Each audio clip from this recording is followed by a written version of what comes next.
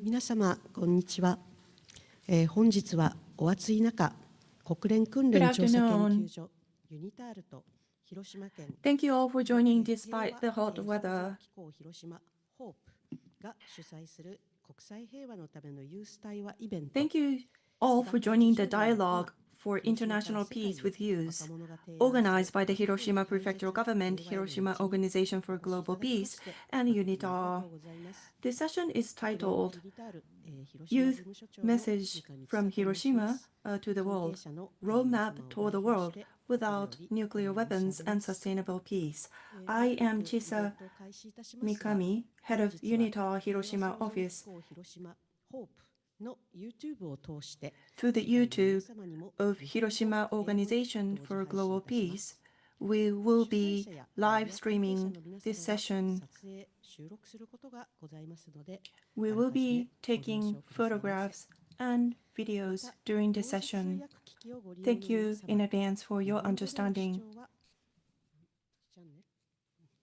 If you're listening in Japanese, please select channel 1. For English, please select channel 2. Please set your smartphone to silent mode during the session. Now, let me introduce Ms. Michelle Giles MacDonald, Assistant Secretary General of the United Nations and Executive Director of UNITAR.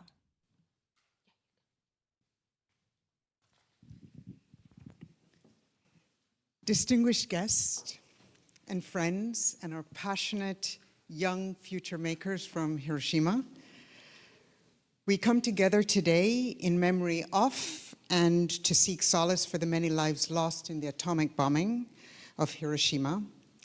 I welcome you to this event commemorating the 80 years since the atomic bomb on this symbolic day and place, August 6th, 2025.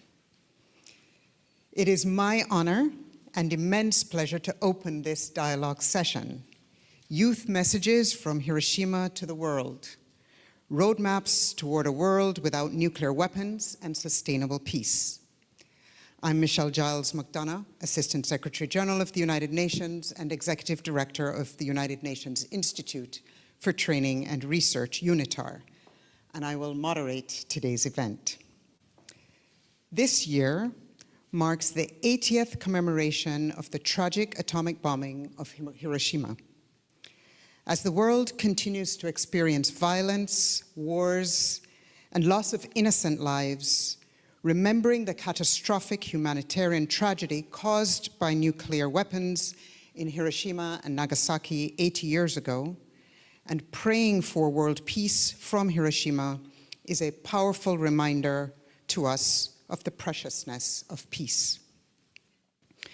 We admire the Hibakusha, the survivors of the atomic bombings, for their continuing advocacy for sustainable peace.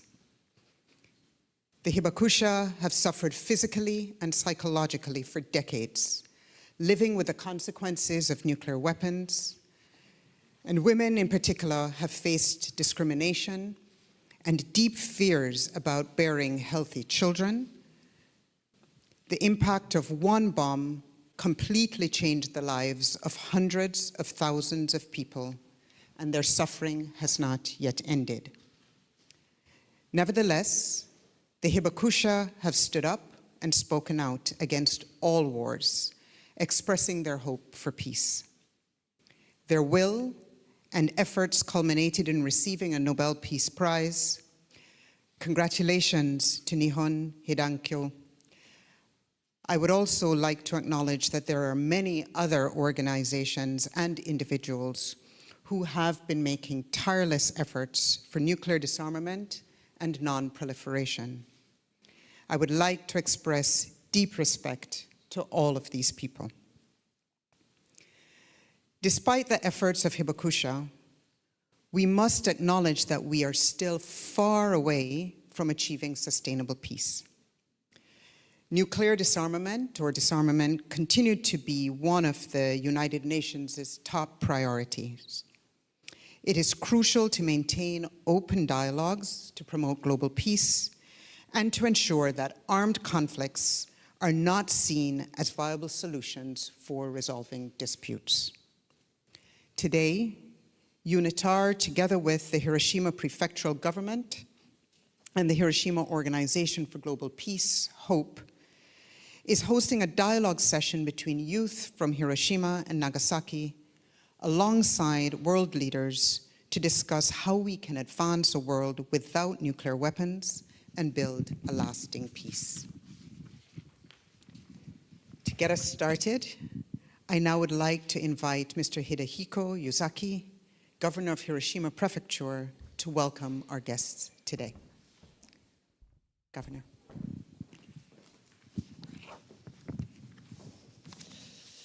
皆さんこんにちは。 Good afternoon. 広島県知事、平和創造機構広島代表の I am Yuzaki, a governor of Hiroshima Prefecture and the president of Hiroshima Organization for Global Peace. I would like to first express my sincere gratitude to all of you for participating in the Youth Dialogue event for the international peace entitled 80 Years After the Atomic Bomb, Youth Messages from Hiroshima to the World, Roadmap Toward a World Without Nuclear Weapons and Sustainable Peace. I would also like to extend my appreciation to the staff of the UNITAR Hiroshima office for their generous support in organizing this event. Today, we are honored to have with us a number of distinguished guests who are active on the international stage. I would like to take this opportunity to introduce them and express my gratitude for your attendance. Mr. Fumio Kishida, the former Prime Minister of Japan. Ms. Izumi Nakamitsu, Undersecretary General and High Representative for Disarmament Affairs.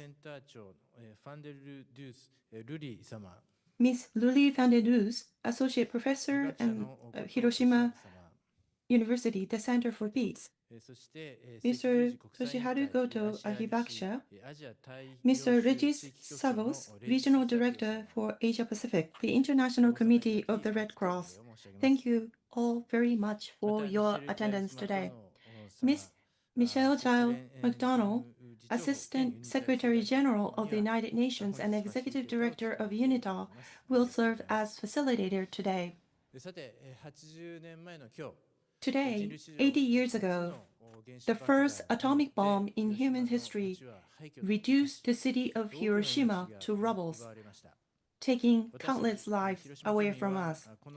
As a resident of Hiroshima Prefecture, I have never forgotten this tragedy or the ongoing suffering of the atomic bomb survivors or hibakusha.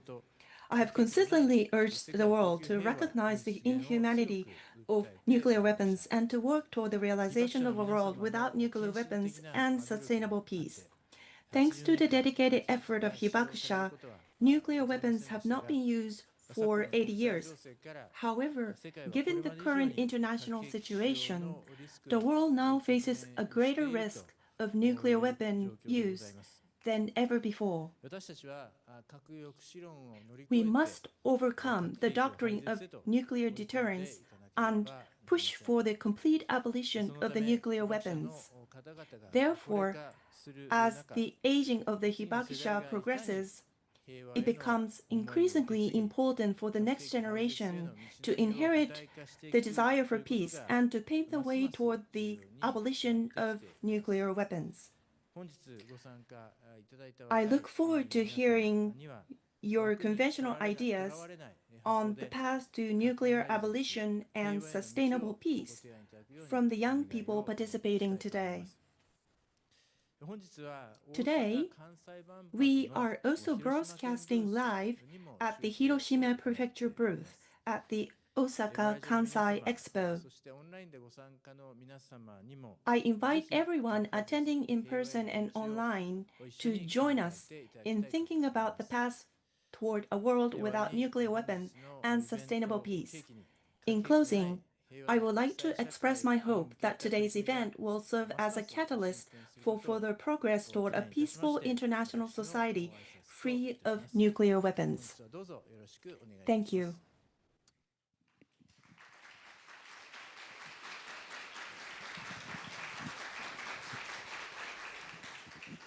Thank you very much, Governor Yazaki, for opening this space of dialogue and for those inspiring words. Now, I would like to welcome Mr. Fumio Kishida, former Prime Minister of Japan, to give his opening remarks.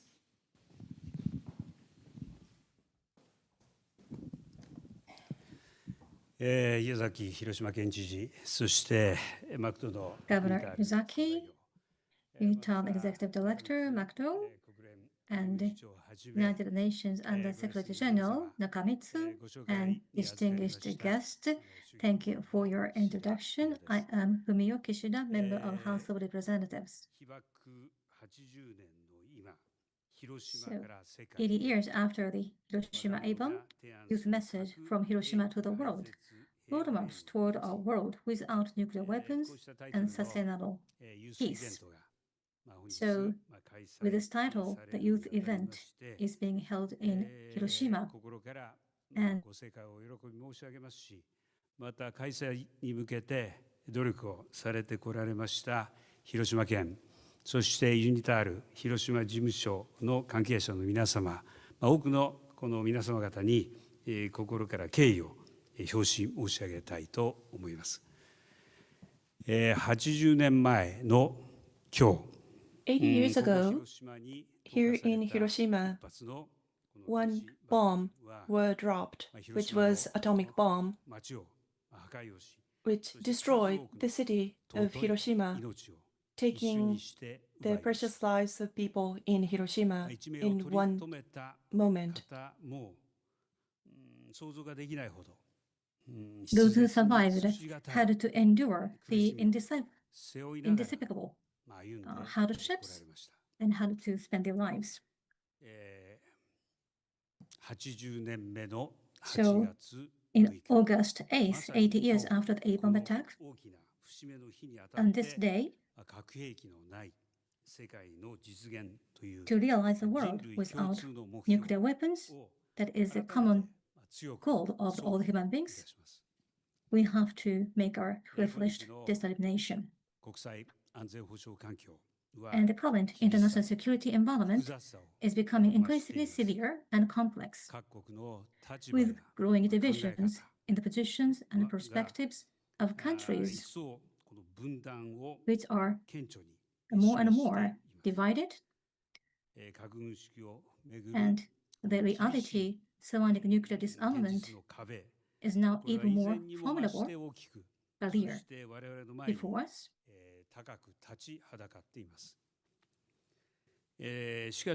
However, it is precisely because of these challenges that we must once again build momentum within the international community toward nuclear disarmament. No matter how difficult, we must continue to move forward toward a world without nuclear weapons. I believe this is Japan's historical mission as the only country to have suffered atomic bombings during war. In my capacity as both foreign minister and prime minister, I have taken the lead in launching and promoting various initiatives involving both nuclear weapon and non-nuclear weapon states. So I have made these efforts. In 2023, in May 2023, the G7 Hiroshima Summit was held, for which I served as a chair.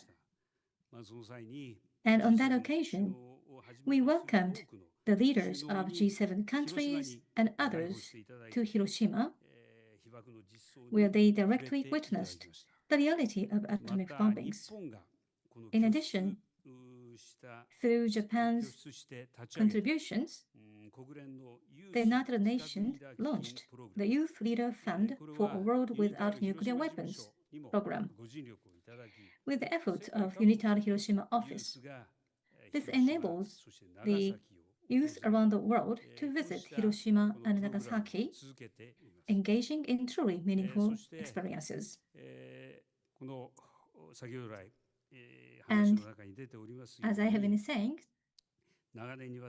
for quite a long time, the reality of the atomic bomb, understanding of which has been promoted by the Hidankyo, and Hidankyo was awarded the Nobel Peace Prize last year, which is which has a great significance. I honestly hope that younger generations will sincerely receive and pass on the testimonies and heartfelt cries of Hibakusha, transcending generations and borders. On this anniversary of atomic bombing, I wholeheartedly hope that the deep desire for peace will be shared by many people, and the active discussions will take place on the path we must walk together from now. So on this event today, I wish the discussions by the young people will give us a roadmap which will shed light toward the future. And the voices of young people will be disseminated through the world. I place a great expectation on that roadmap to be shared with the world. And expressing my expectation on this event today, I'd like to conclude my remark. Thank you very much for your attention.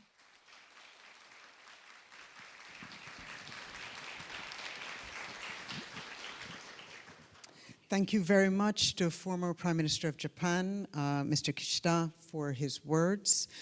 He made very clear the unfinished business we have ahead and your continued encouragement for dedicated work on this agenda, as well as your initiative to engage young voices in both this dialogue and this quest for peace. Your expectations, I have no doubt, will be met by this amazing group in this room, and we're all looking forward to your roadmaps for peace. Now, I would like to invite you all for this group photo. I'd like to invite you to gather on the stage, and then after that, we will move into the next phase. So I will have the organizers come forward to make sure we're all in our right positions for this group photograph.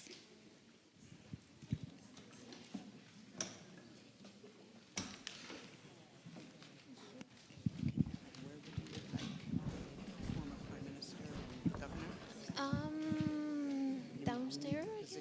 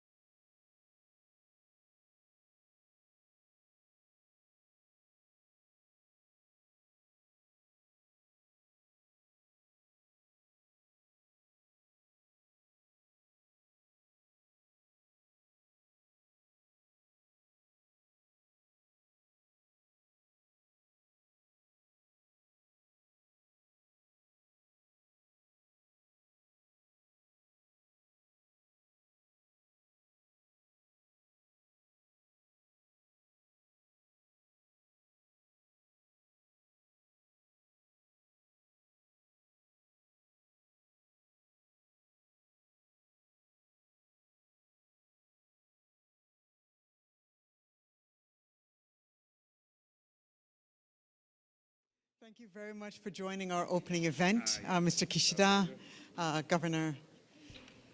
Pleasure to have had you with us. Please give our Governor of the Prefecture of Hiroshima and our former Prime Minister of Japan, Mr. Kishida, a warm round of applause.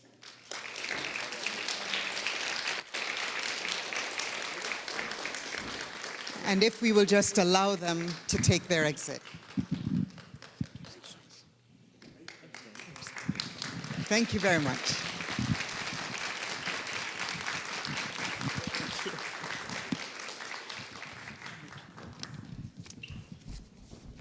All right, so now we need to, where's my team? We need to have the governor seated. Thank you.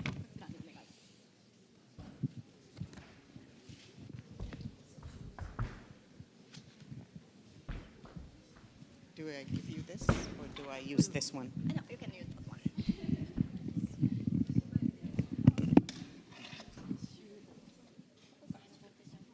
Okay. Can everyone hear me?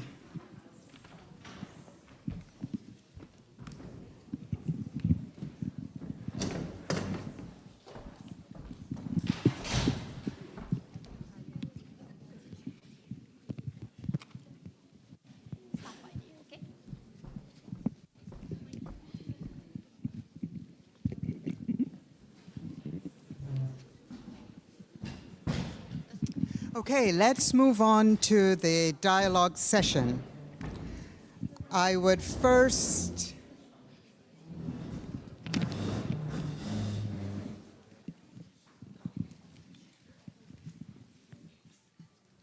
Are we ready to go? Thanks. Let's move on to the dialogue session. I would like to introduce today's guest experts. First, Mr. Hidehiko Yuzaki, the governor of Hiroshima Prefecture, was elected in 2009 and advocates for nuclear abolition as a representative of the prefecture. To commemorate the 75th anniversary of the Hiroshima atomic bombing, Governor Yuzaki has launched the Hiroshima Initiative, a new proposal to strengthen efforts towards the realization of a peaceful world without nuclear weapons. He also established the Hiroshima Organization for Global Peace, HOPE, to promote this initiative and serves as the president of the organization. We also have with us Ms. Izumi Nakamitsu, United Nations High Representative for Disarmament Affairs. She assumed her current position in 2017. Prior to this role, she served as the Assistant Administrator of the Crisis Response Unit at the United Nations Development Programme, UNDP, since 2014. Ms. Nakamitsu has extensive experience both within and outside the United Nations system, including serving as Special Advisor ad interim on follow-up to the Summit on Addressing Large Movements of Refugees and Migrants, and as the Director of the Asia and the Middle East Division of the United Nations Department of Peacekeeping Operations. When Mr. Toshiharu Goto was 6 years old, he experienced the atomic bomb at an elementary school located 1.2 kilometers from the hypocenter.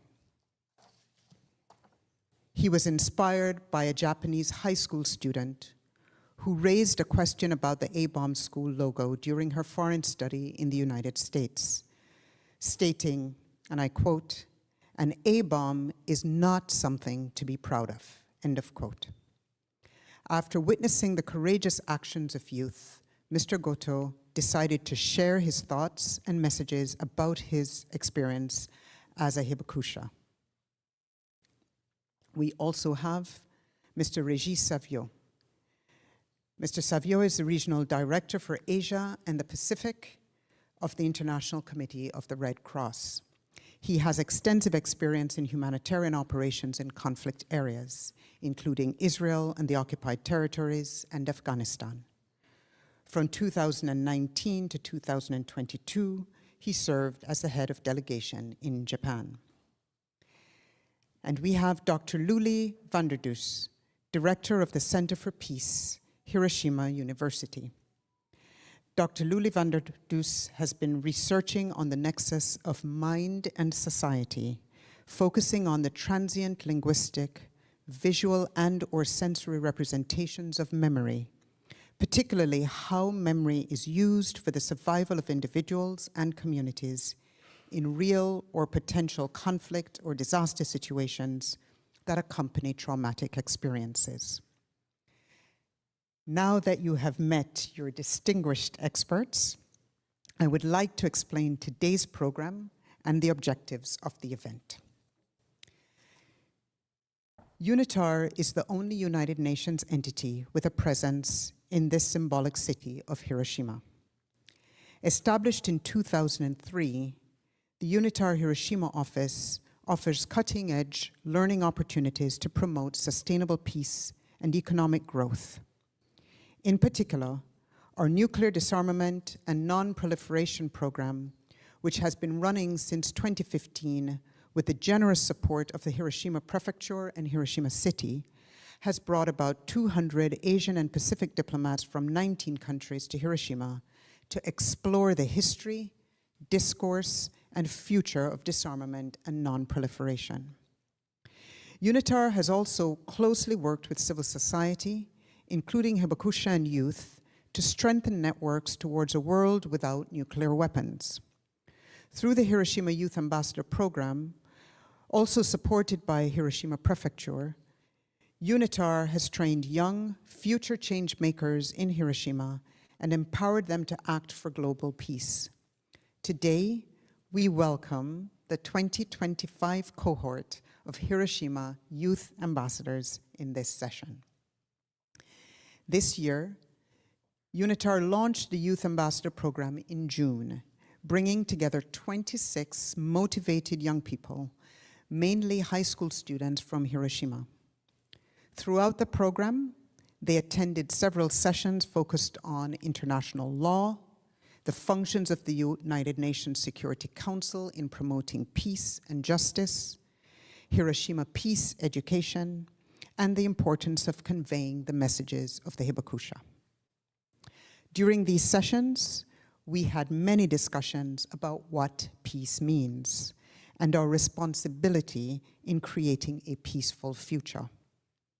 Today, the youth ambassadors will present their roadmaps for achieving a world without nuclear weapons and building lasting peace. I would like to express my appreciation to the mentors from the University of Hiroshima, NGO Ant Hiroshima, Kakuwaka Hiroshima, and the alumni of UNITAR's training program from the National Nuclear Commission of the Republic of the Marshall Islands for their fantastic collaboration efforts in supporting and guiding our youth ambassadors. I would also like to extend my appreciation to our partner, the United Nations Office for Disarmament Affairs, UNODA, for their collaboration in empowering youth. Last year, UNITAR served as an implementation partner for the UN Office for Disarmament Affairs to support the Youth Leader Fund for a World Without Nuclear Weapons program. 49 motivated youth from 37 countries visited Hiroshima and Nagasaki to learn about the humanitarian and environmental consequences of nuclear weapons. Each young participant returned with valuable lessons from Japan and is now actively advocating for and participating in nuclear disarmament efforts around the world. Thank you, UNODA. Today, one of the participants in the program has joined as a mentor for the youth ambassadors. Our session today aims to convey messages from the youth of Hiroshima and Nagasaki to the world.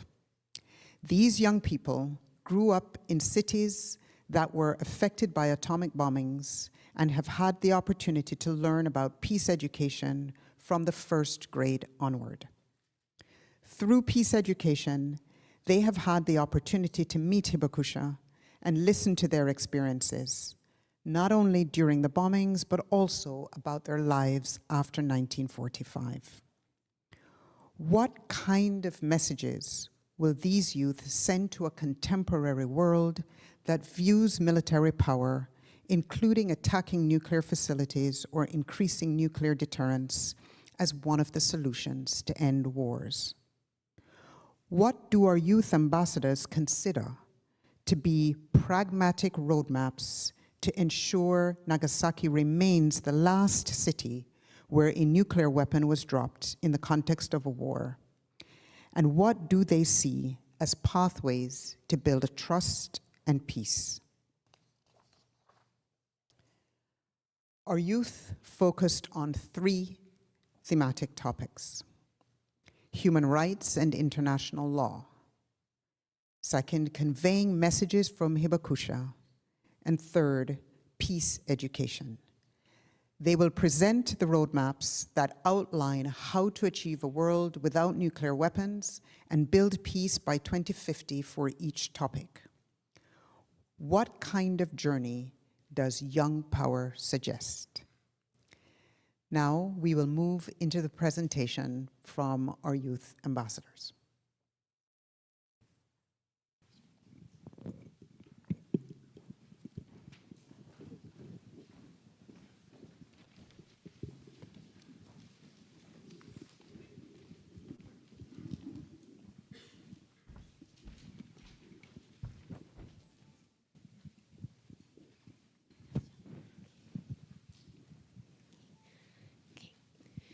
For some mysterious reason, 2 students from 2025 have mysteriously time traveled to 2050. Before they can return, they are now participating in history class. Right. So can anyone tell me what happened 105 years ago on August 6th? Yes, please. 105 years ago on August 6th, an atomic bomb was dropped on Hiroshima. Yes, exactly. It's a historical event, and most Hibakusha have already passed away. It's very hard to imagine, but many people were killed because this bomb was dropped. Yes, please. How many people died? Yes, please. What did Hiroshima look like after that? I'm very sorry. I can't tell you for sure. Oh, really? You don't know? This is old news. There is no need to cling to the past like this. No survivors are left anyways. We don't know how it was. Are atomic bombs very harmful? So kids in the future don't know how terrible nuclear weapons are? In this timeline, most people hadn't spread awareness of the dangers of nuclear arms and the destruction it inflicted on Hiroshima, making these classes very confusing for the newer generation.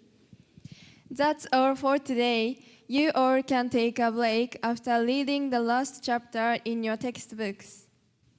During break time, 5 students have gathered around to look at a recent viral article.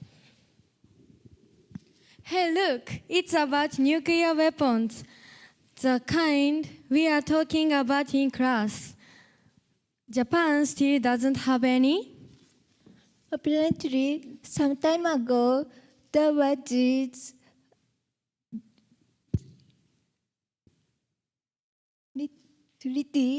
treaties called TPNW and NPT to stop the bearing and sparing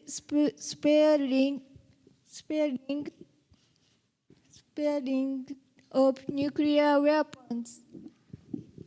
But the United Nations is losing trust since the permanent members of Security Council keep exercising of their veto power and can't stop critical conflicts. I think it's important that Japan can independently protect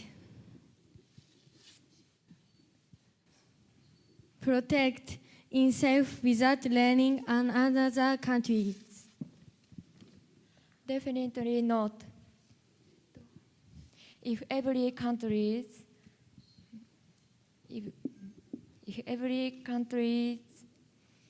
agreed with the nuclear deterrence theory and had nuclear weapons themselves, if who know what will happen if war actually breaks out. Yes, nuclear weapon can cause unimaginable destruction and death. It's important that we don't have those kind of arms, especially in Japan, the only country that ever been bombed such nuclear weapons. Why? If we don't have them, we are going to defend this. If we do, people won't have to live in fear. There are so many wrong things with those kind of peace. Just then, the two students have woken up from their dream and have come back to 2025. Oh, it was a dream? Will the world really be like that in the future? What can we do?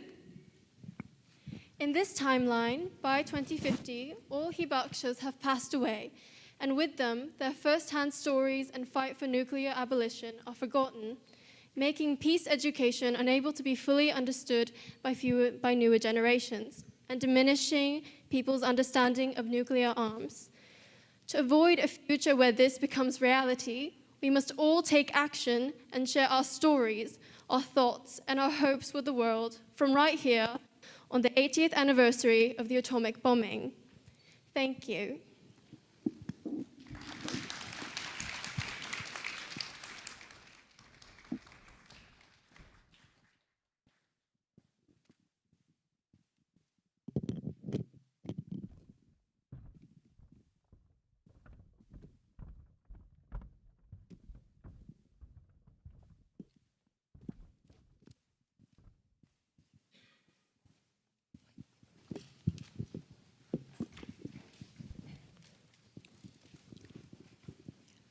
被爆者の人口は年々減り続けています。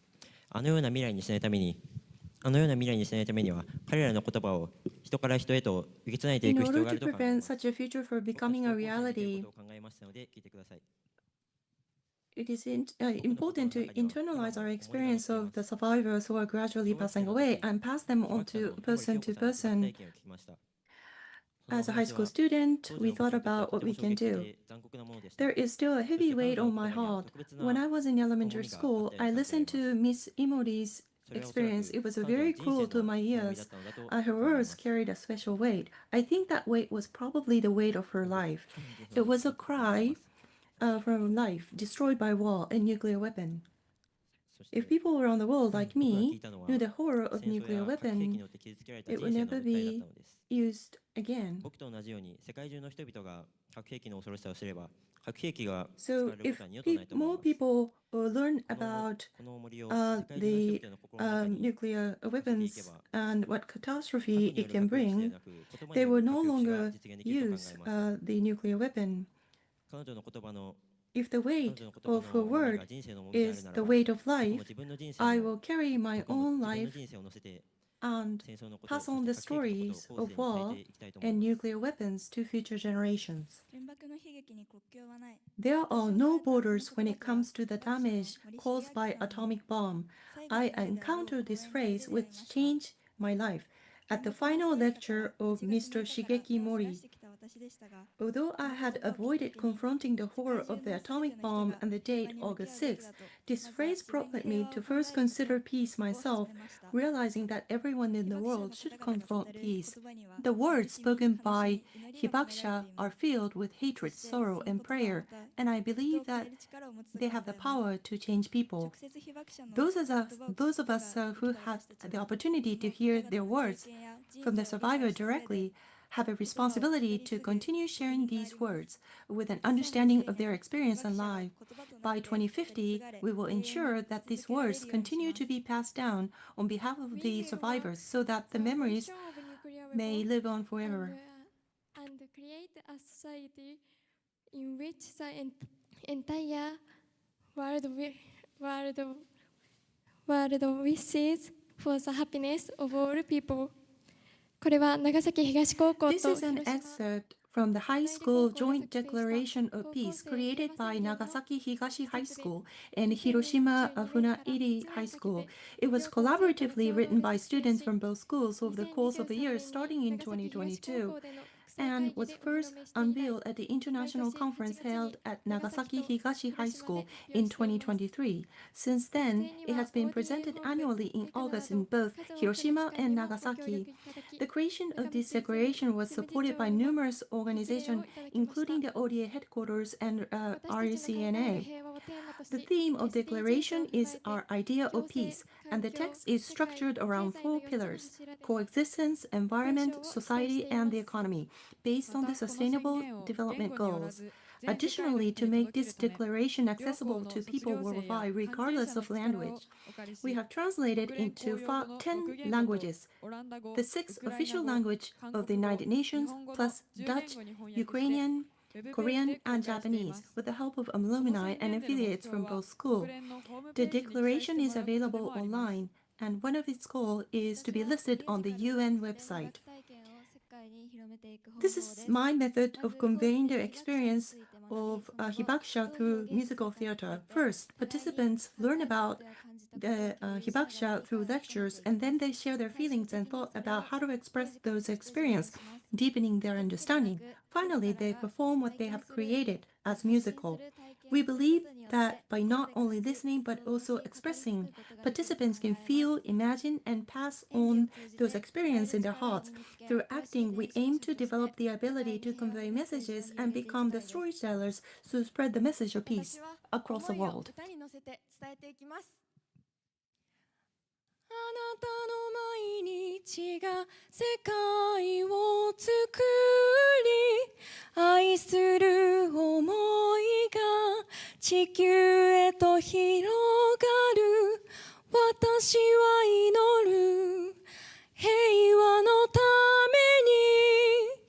めに、まだ見ぬあなたの笑顔のために。ありがとうございました。 Thank you very much. I convey the message through songs. 私の伝え方は My way of passing on the message is to organize events where participants can directly talk with hibakusha and learn from their experiences firsthand. I want to increase the number of people who can directly pass on what they've learned to future generations. In addition, I hope these events will offer opportunities to learn about global hibakusha, the survivors who were affected at every stage of nuclear cycle, and raise awareness that many people around the world still suffer from the effects of nuclear weapons. And as a new method of preservation and transmission, I believe that using AI technology allows people to learn about the past, war, and destruction in a way that feels real and tangible. For example, with the arts, you can recreate changes in the city on your smartphone, making experience more realistic and immersive. And furthermore, this will offer the opportunity for younger people to learn about peace in a very familiar way. So first, we will make these technologies widely used. And by continuing to build on and diversify the many approaches to preserving the voices of hibakusha, we hope to realize the future we envision. The future is ours to create. The future is ours to create. And now, please listen to our concrete roadmap for achieving it.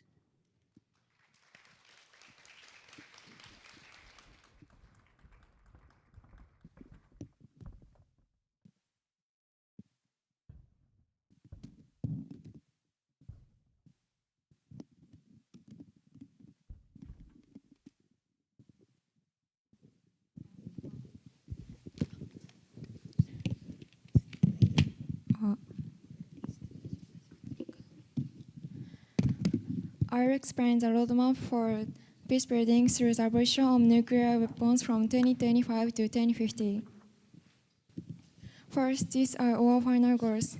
In the field of international law and the UN, we aim for all countries to join CPNW, shift from nuclear deterrence to peaceful diplomacy, and reform the veto power to provide equal rights to all representatives. In the field of peace education, we aim to universalize peace education to build a sustainable and peaceful society, fostering human resources who can respect diverse cultures and resolve issues peacefully, which correspond with Hiroshima's current peace education efforts. In the field of hibakusha testimonies, we aim to preserve hibakusha testimonies permanently by using technology. Deeply understanding the inhumanity of the nuclear weapons, people around the world will build a society but will never permit understanding development or use of the nuclear weapons. I'll explain the roadmap for international law and the UN. First, for the period from 2025 to 2013, we aim to raise public awareness of the TPNW in Japan, organize public debates, and launch citizen participation campaign to encourage public support for Japan's signing or approval of the TPNW. Furthermore, we will urge P5 to present nuclear disarmament roadmaps at the UN. For the period from 2031 to 2035, we aim to expose danger of the nuclear deterrence by using AI simulations, with emphasizing the unreality. We will also propose reforms to explain the reason behind the use of the UN veto, because the reason for the P5 to use their veto power are sometimes unclear, which reduces their transparency. For the period from 2036 to 2040, we aim to propose UNGA resolution criticizing veto abuse.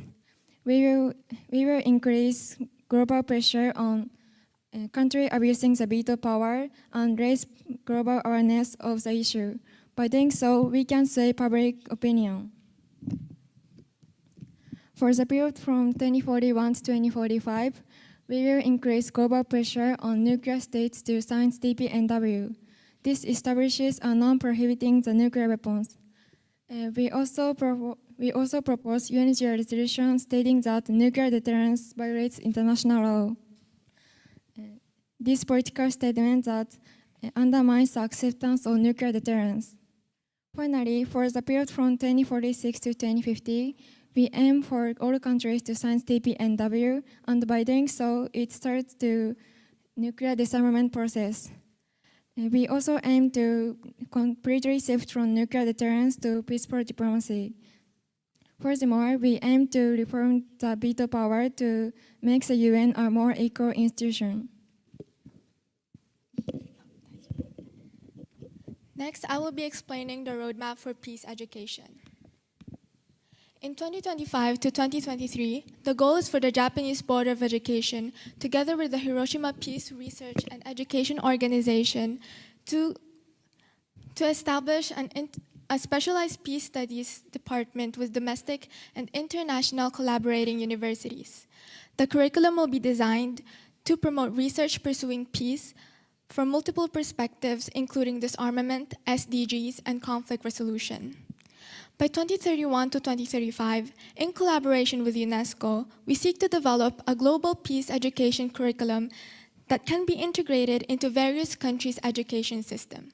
By doing this, peace education would be more accessible.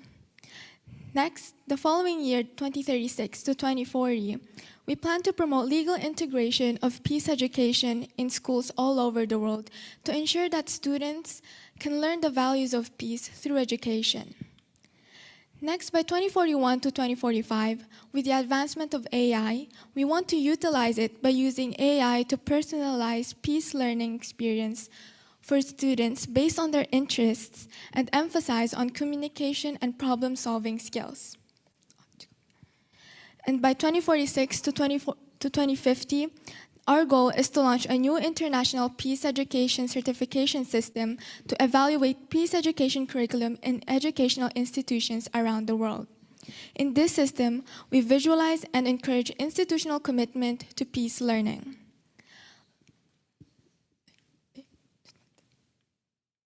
Lastly, I will be introducing our roadmap for preserving the testimonies of hibakusha.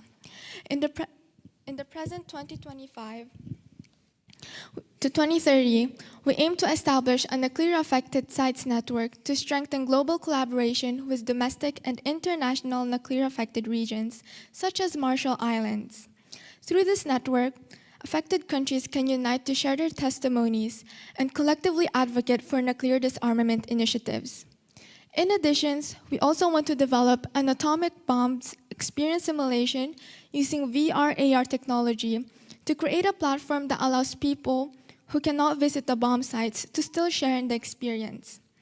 After a few years of development, this technology may also be introduced to classrooms. By 2031 to 2035, we aim to create a multilingual digital archive of survivors' testimonies, including voice messages and video data. Based on these testimonies, a holographic atomic bomb system that combines AI and holographic testimonies will be developed to provide an experience as if the survivor is testifying in front of you. By 2036 to 2040, our aim is to start the trial of the holographic atomic bomb system prototype in museums and schools to begin the collection of user feedback for further improvements. In addition to hibakusha testimonies, this system will also feature art, music, and poetries that describe the grave consequences of nuclear weapons. By 2041 to 2045, after further development, the holographic atomic bomb system will be fully implemented with the goal of having it permanently exhibited in peace museums. And lastly, by 2046 to 2050, we aim to promote the registration and application of the digital archive of the atomic bomb survivor testimonies as part of UNESCO's Memories of the World Heritage Program.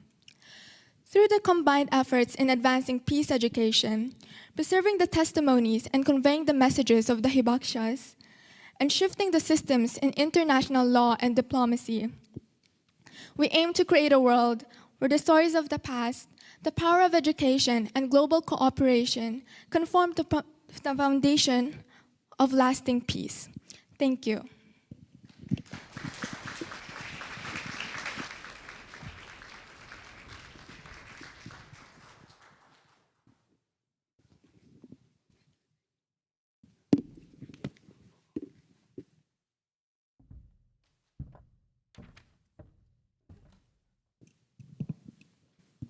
Hello? Hello? I think we need another round of applause for our youth ambassadors. I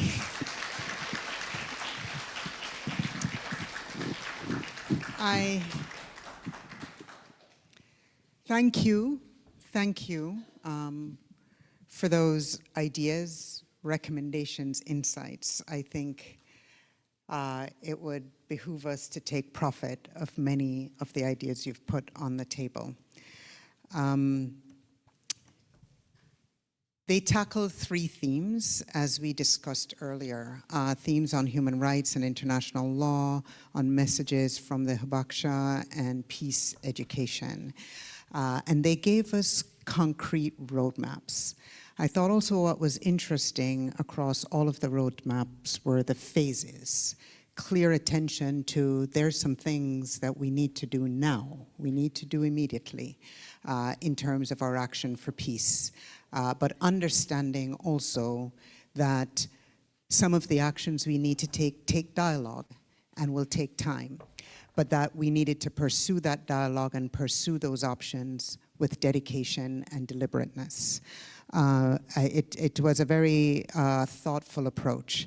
I also felt that, some of the ideas around the use of technology to make the learning personal, to make the experiences and the understanding so impactful that it drives one to action was very powerful. And the fact that we have tools with us now to extend the voices of the hibakusha, and how we do that respectfully and how we do that in a way in which it lasts. So I think there is much, much more. It was a very, very rich set of roadmaps across these three themes, and I'm sure that our group of experts will have much, much more to say about this than I did. So what I would like us to do now is to move to group discussion. We would like you, after you've learned about these roadmaps, to explore more about the background and the challenges of implementing the plan, and exchange insights with our guest experts that we have today, who will join each group for interactive dialogues.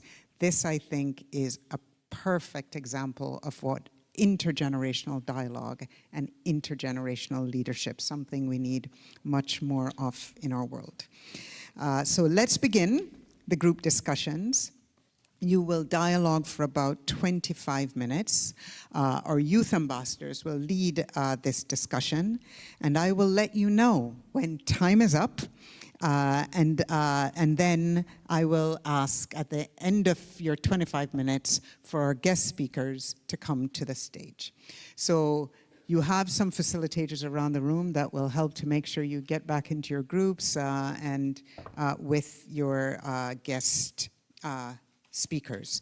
Let me tell you where our guest speakers will be. In Group 1 on Human Rights and International Law, we will have Undersecretary General Izumi Nakamitsu and Mr. Régis Savio from the ICRC. In Group 2, conveying messages of the Hibakusha, we have Ms. Luli van der Does from Hiroshima University and Mr. Toshiharu Goto. And in Group 3, on peace education, we will have Governor Hidehiko Yuzaki and myself, Michelle from UNITAR. So I'm going to ask our audience, I'm going to ask us to move into our groups as quickly as we can, and the timer will be set. I will let you know when it's up. Thank you.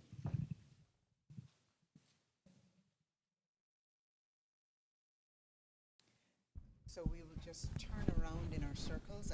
I think we're already positioned. If you turn around in your circles, we can get going.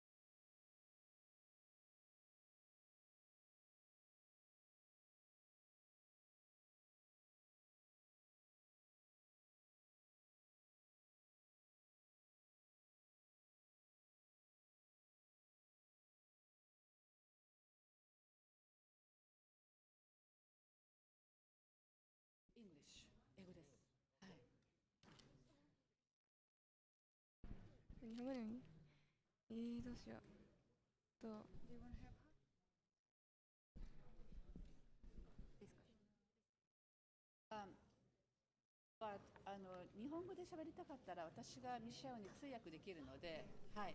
So yeah, I can translate. Yes, of course. Okay, they're translating. 日本語で喋ってもらっても、ありがとうございます。Thank you so much. 伊崎さんにお聞きしたいんですけど、大丈夫大丈夫。これはここはみんなリアルの音で聞いて、これはインターネット用だから。なるほど。はい。はい。なんか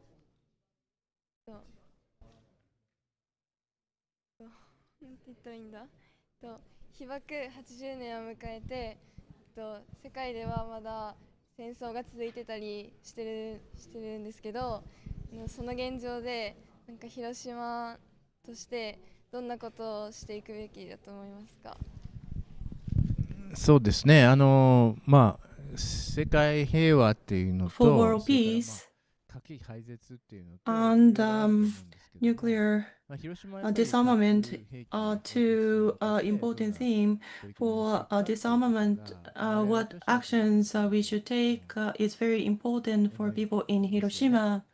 In my view, as Hiroshima or Hiroshima Prefecture and Hiroshima Organization for Global Peace is currently working on some activities. There are three approaches. One is inhumanity related approach to reach as many people as possible by bringing them, inviting people from the world to come to Hiroshima and to understand and deepen their understanding of the impact of atomic bombing. I think this is a very important opportunity to bring people here. The areas of politics and of people in the economic community is important to invite important figures and important people. The second approach is focused on the security concept and how we can transform this thinking. This is more of an academic activity, so we work collaboratively with various academic institutions. And the third one is our approach on sustainability. Once the nuclear weapon is used, and before that is being used, in the process of negotiations and conflict, various issues could arise. The nuclear weapon is not sustainable. What I mean to say is that in terms of the sustainable development, it poses a great risk. Climate risk, change risk, and pandemic, these are similar challenges. In the next round of sustainability development goal, or we need to incorporate these aspects firmly. As Hiroshima Prefecture, we want to take solid steps forward toward abolition of nuclear weapons. It is important that we do not stop and keep moving. Thank you very much. Could I ask Miss Michelle, could I call you that? Yes. Considering Japan's history during World War II, how do you think we should balance how Japanese people would perceive war in general? Like, this is Thank you. Thank you for the question. I think ultimately it is the Japanese people who will determine how best they balance. But I think the approach to move from a pacifist point of view is helpful for our world. There are many countries and more countries that are existing without armies and putting their investment on sustainable development and on, inclusive prosperity for people so we can live on a healthy planet. And I think this is a quite constructive approach. To connect up the first question and what you have asked and just what I heard, I think the idea of immersive learning, to make things visible, tangible, and experiential, particularly with difficult issues like, nuclear, arms. We have the benefit of technology, and I think it is something that we can do immediately, because it brings a lesson home very powerfully to individuals. And not only that, then this window to the world that Hiroshima is can actually open much wider in terms of spreading the messages for peace. And so I think that's something that needs to be done. But the pursuit of peace, which is also the anchor of our common code, as we put it in the United Nations Charter, is what I think we all need to continue to pursue. Thank you very much. わかりました。要約した方がいいかしら。わかった人。要約してほしい人。Were you able to understand the message? Do you want to summarize? Or the summary?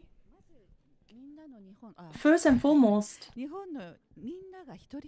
so every individual in Japan needs to think of their own and to find the right balance. Looking around the world, the investment on defense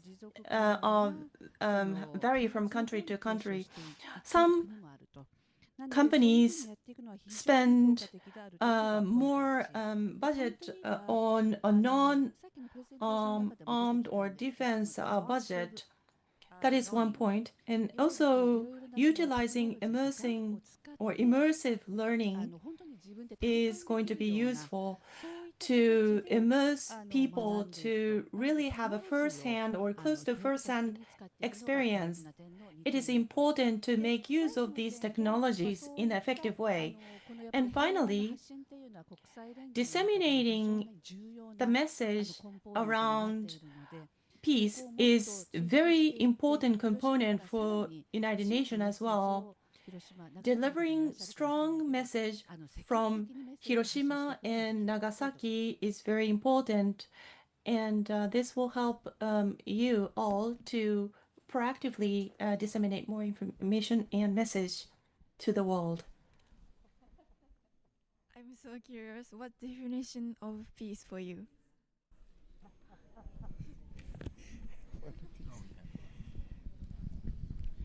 Peace for me is a world without war. It's a world that is much more equitable. It is a world that offers opportunity for all people. That's what peace is for me. We end up in wars when there is deprivation, when there is underdevelopment, when people can't find a way to live dignified lives. And so, conflict prevention is an investment in development. And should we end up in a situation like we had with the A-bomb on Hiroshima, the lesson from Hiroshima also is around recovery and reconstruction, focused on people, focused on restoring societies and rebuilding economies. And so this is what it means for me. But ideally, if we also deal with the inequality and the divisions we have in this world, we can also have a more peaceful society.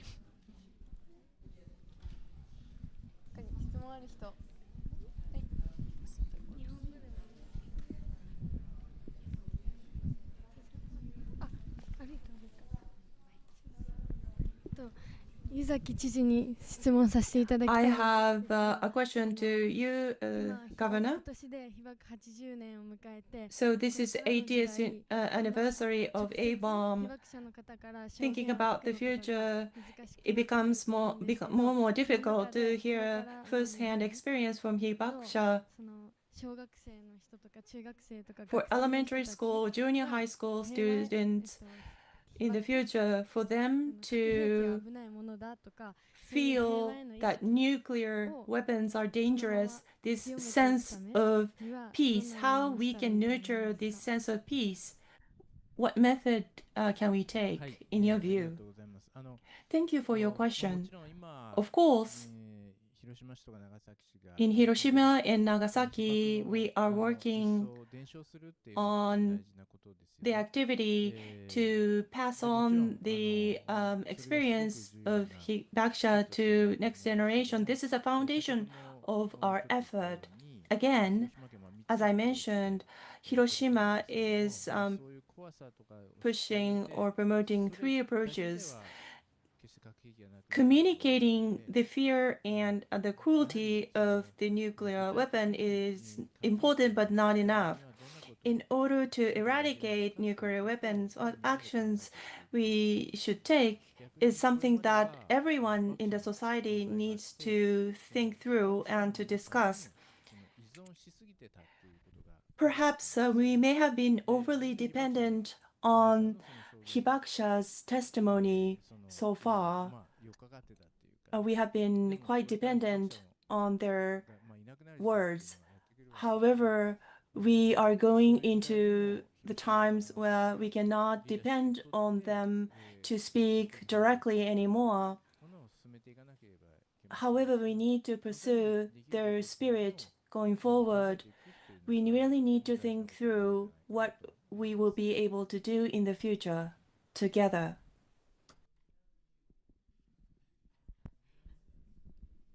It's a blessing to see you today. I'm glad for that. However, recently I was surprised when I came to know that there are some people in Hiroshima above 18 years old and they've never listened to the testimonies of the Hibakusha. When I asked one of my Japanese friends, he told me that peace education is more in Hiroshima City, but the other schools out of Hiroshima City, in Hiroshima Prefecture, but like in Saijo, like he learned about peace education while in the city, but when he went to Saijo, he never learned about peace education. So I think peace education is the direct way to communicate peace, to teach the younger generation about the role of peace for us to achieve our targets, our goals. So I think it should be emphasized, like all schools in Hiroshima, not only in Hiroshima, like it should be emphasized. Yeah, that's my idea about it. Because some people up to now, they don't know what is going on. Thank you very much.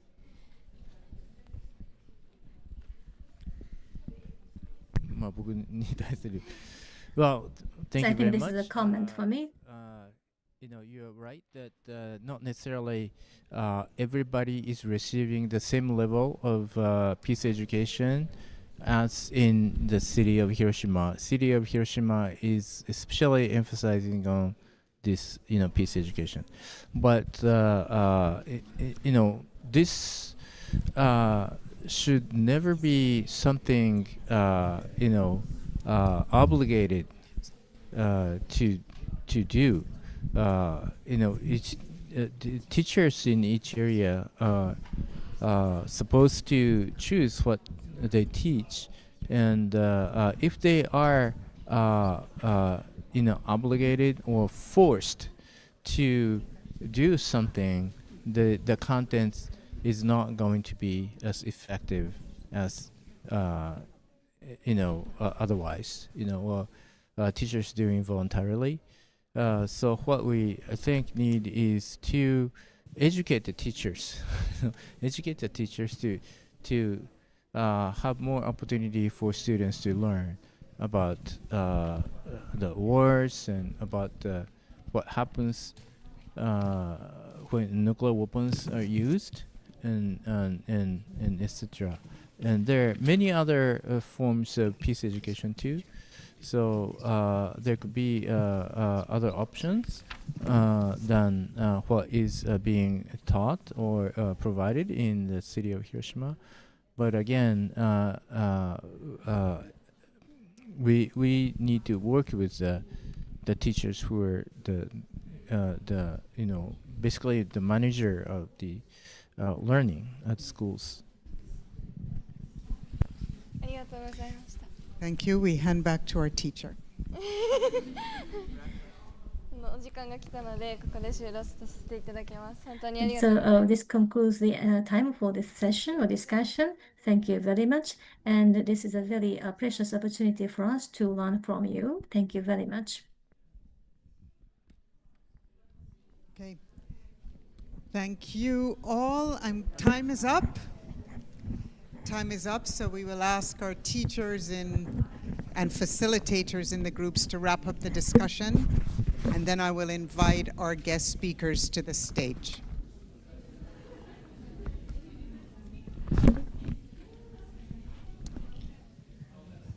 And I'm sitting where the interpreter chair is, right? Down here. Or where do you want me, or it's just the guest?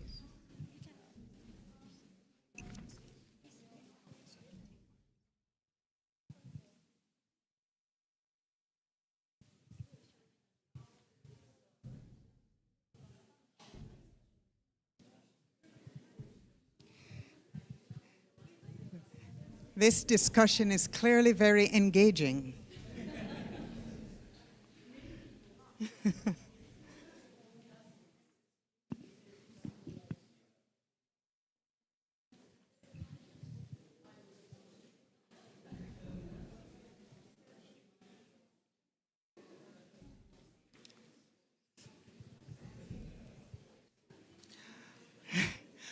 All right, everyone, I'm going to start moving our guest speakers to the stage so we can keep to time.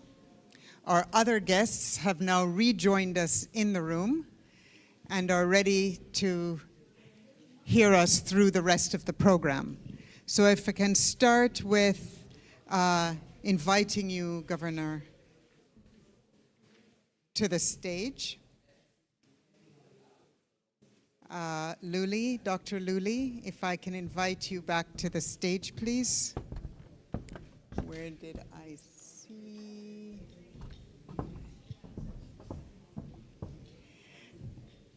And I'm also going to invite my very two engrossed experts here, both to the stage.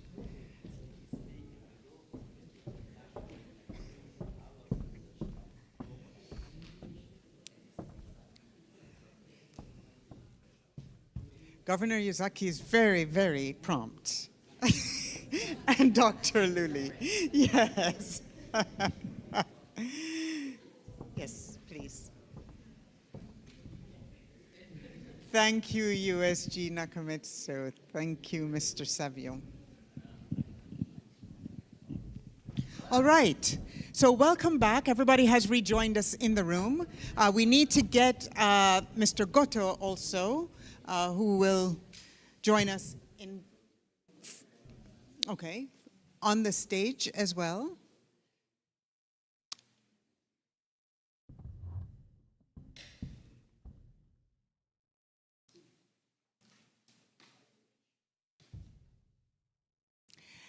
Thank you so much to everyone, all of our youth ambassadors who were very engaged in the discussions. Thank you to all of our guest speakers. Clearly some very, very motivating ideas came up in the conversations. And so I'm sure we will hear some of that in these final comments and feedback from our guest experts. So what we hope to hear is also some comments based on the discussions they've had, or encouragement for all of you who are so committed to this mission from our guest speakers. So I'm going to ask for brief comments, about 1 minute each.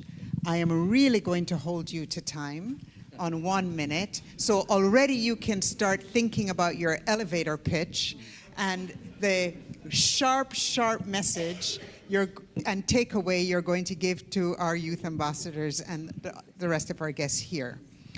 I am going to start first with Mr. Goto.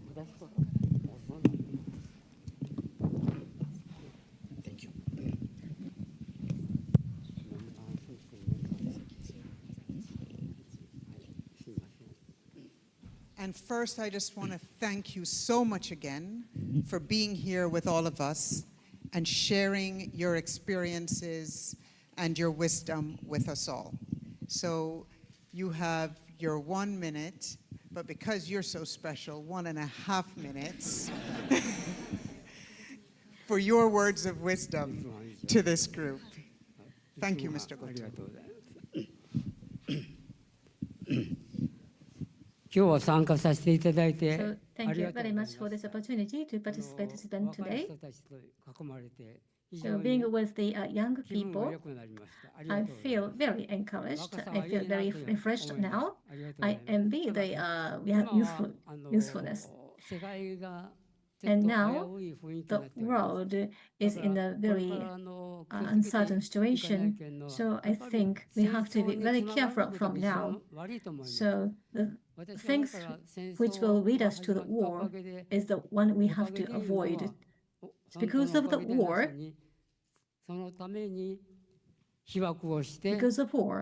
I was victimized by the A-bomb and was on the brink of losing my life on many occasions. So this is the kind of experience I do not want you to experience. So war has to be avoided at any cost. And now we are talking about the abolition of the nuclear weapons. So if the things go as it is now, I don't expect any solution for the abolition of the nuclear weapons. Now, the general public are working very hard toward the abolition of nuclear weapons, but I think that so far we didn't see, or we haven't seen big progress. So the top leaders of the nation have to go through the change in their mindset or ideas. And without that, we cannot expect any solution to this issue. So Mr. Trump, Mr. Putin, they are the human beings with heart and mind. And I think they do not like wars. So not to have them start war, we need to have communication. Japan is a country which experienced attack by A-bomb. So the national government, and Hiroshima Prefectural government, governor, the mayor, and Hibakusha have to work in union to persuade all the members of the world to avoid wars. I'm sorry, I'm taking too much time.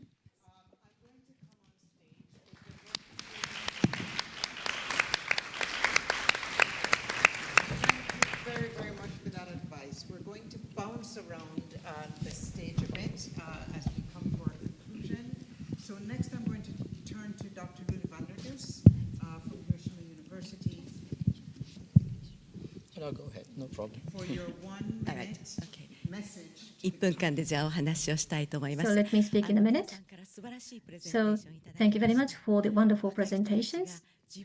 These young people express their own ideas to realize the nuclear abolition and what they can do for the peace in the world.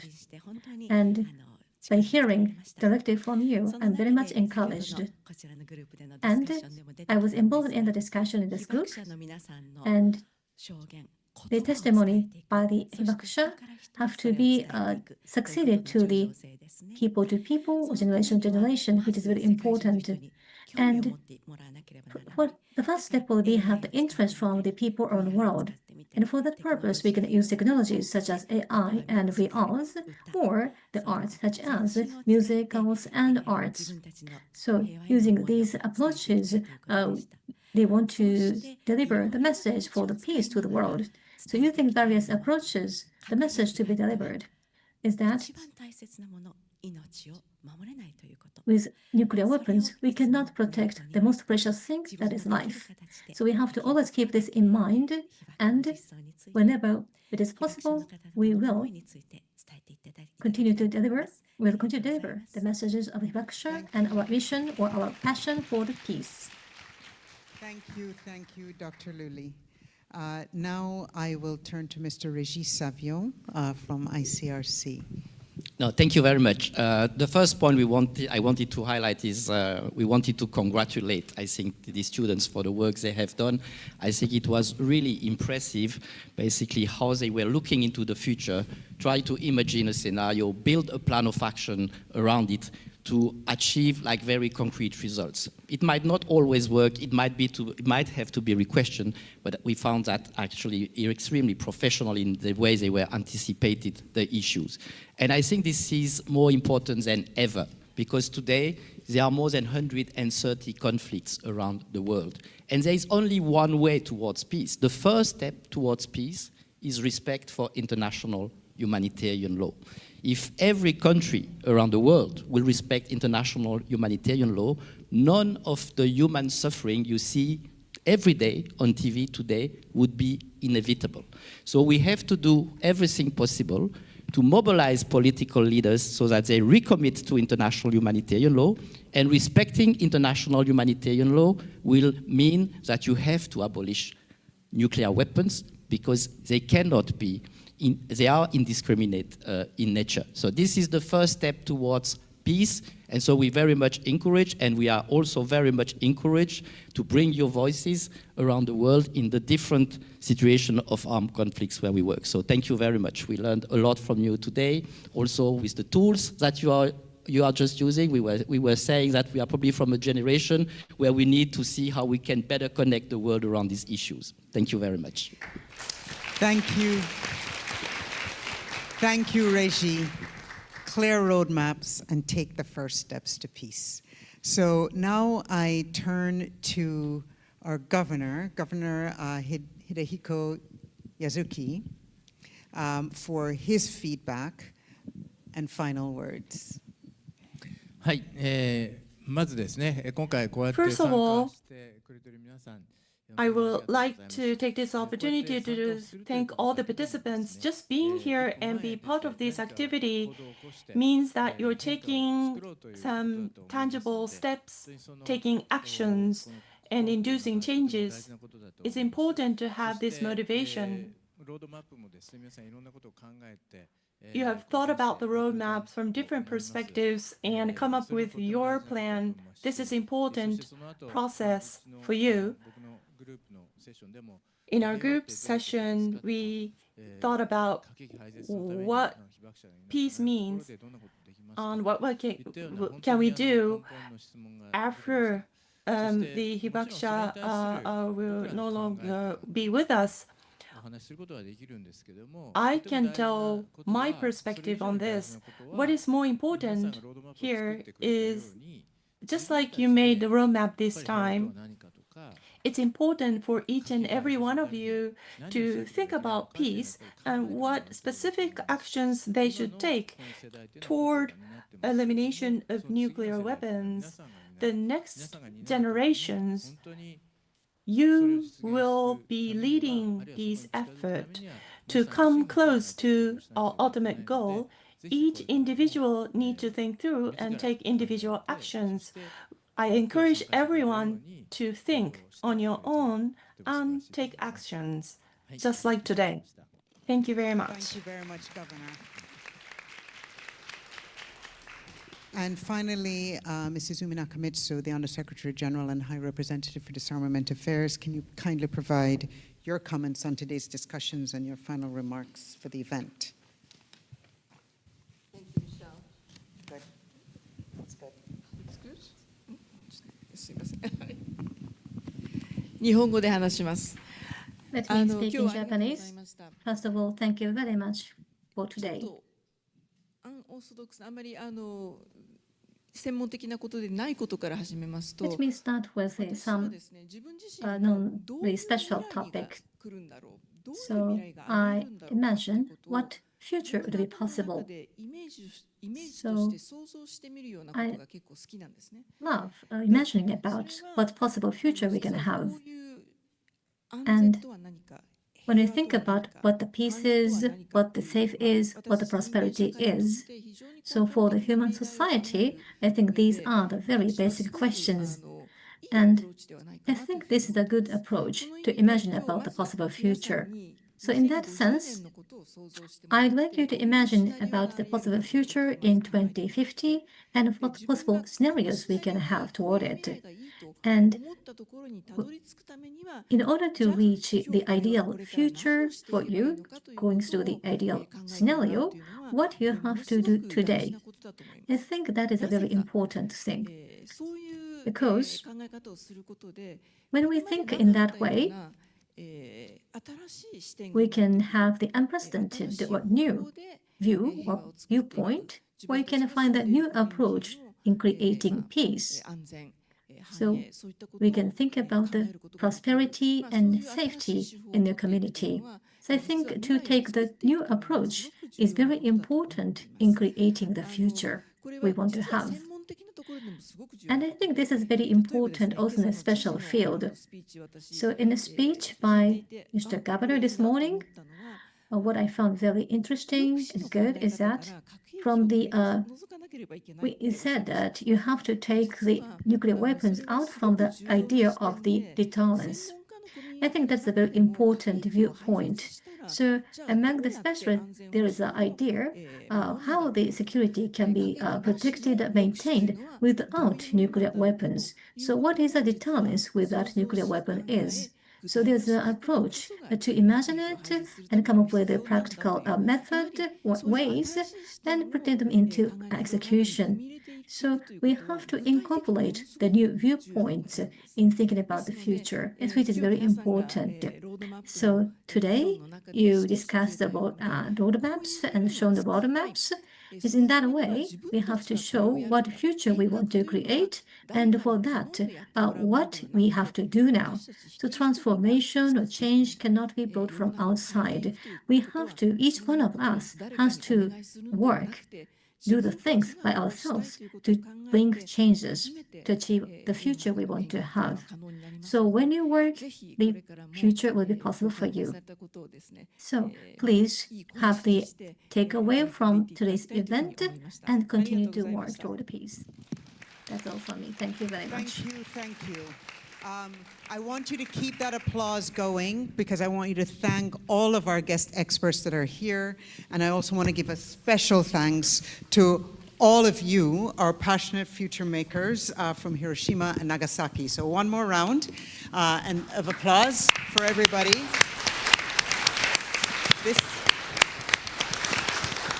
It is important to celebrate the first and future steps toward peace. So thank you for participating in today's remarkable and inspiring event hosted by the Hiroshima Prefectural Government and the Hiroshima Organization for Global Peace, HOPE, in collaboration with UNITAR on this Memorial Day. We hope that this has been an insightful conversation, an inspirational one for you, that you can take concrete steps towards sustainable peace without nuclear weapons.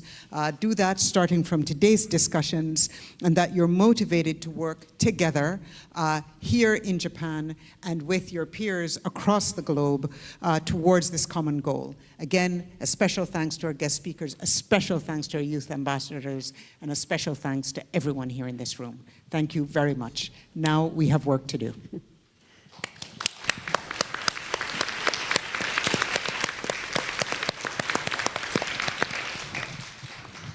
Let me thank the governor of the prefecture for spending such quality time with us today. I know you have other engagements. This is a very important day for you, and that you need to take your leave. So I'm just going to ask you to remain seated so that the governor can make his departure.